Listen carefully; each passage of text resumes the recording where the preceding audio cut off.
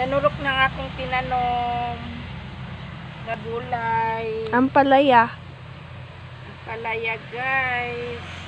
Linisan ko to. May may tumutubo na mga palay. Palay to guys kasi yung lupa galing sa basakan.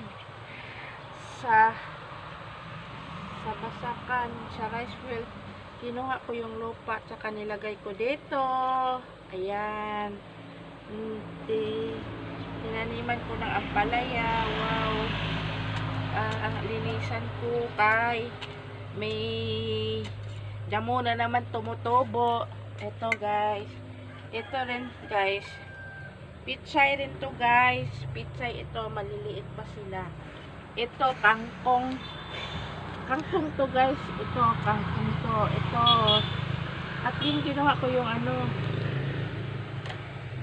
damo to Yan. Palay to. Palay kasi di ba pagtapos kang nag-harvest may palay na tumutubo yung paisa-isa yung sa basakan. Yan. Ito kangkong to na kangkong to kangkong to kasi tawag basta naasa Pat. May kangkong na nasa lang lupa tinatanong ba yung hindi sa katubigan tawag noon yun Kukaibaw. Aplan kangkong to guys yan. Aplan kangkong yan ang tawag niyan.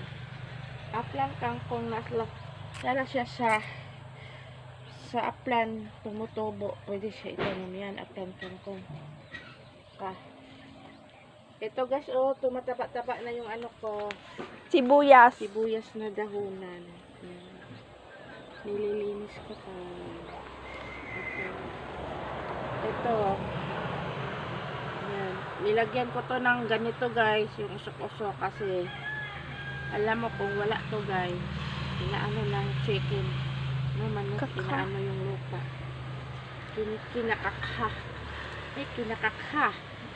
kinakakha ng lupa kaya nilalagyan ko ng ganito para hindi sila makapasok sa mga dito sa may container na pinanaman ko. Kasi pag wala to tutong-tong sila dito ginaganon kinakakha. Ito sibuyas na dahon nag-umpisa na siya tumataba guys. Yan.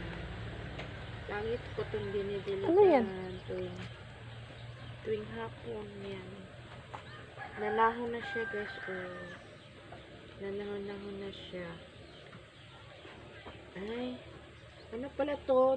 Pwede pala itong magtanim ng luya no? Luya. Yung iba. Ano yung ito?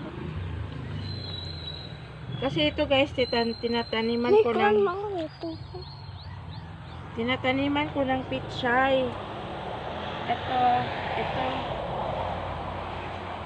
Ito maliliit. Ito maliliit guys, pichay yan. Kaso lang hindi masyado siyang naturok kayo. Anong naturok? Basta hindi siya masyadong buhay. Nanggitib. Ewan ko, luma na yata tong luma na yata yung liso.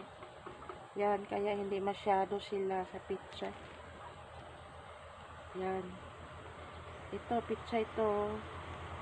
Expire na yung liso niya, kaya hindi masyado. Baka gusto nyo, mayroon kayong lison ganito. Pamigay naman.